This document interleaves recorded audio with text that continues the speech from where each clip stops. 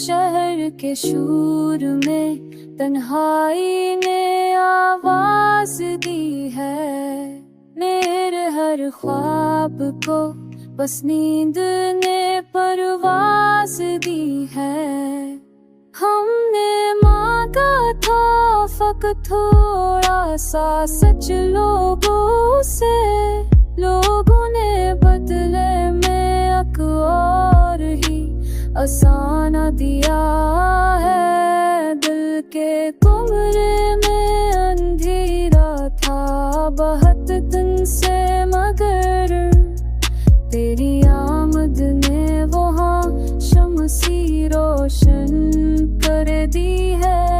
मैंने हर दर्द को सीने से लगाया है, मगर हर खुशी मुझसे हमेशा ही खफा सी रही है।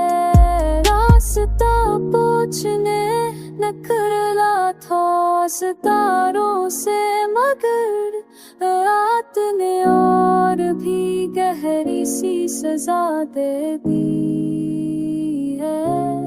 मैंने देखा है मोहब्बत को बखरते हुए भी, पर भी असली हर मत मुझे प्यारी सी लगी है। जिंदगी जीतने का हुनर सीख लिया है मैंने, हार जाना भी कभी एक बड़ी कामयाबी है। अब ये आलम है कि हर मोड़ पर खुद से कहता हूँ, जो मिला है यही काफी है, यही जिंदगी है।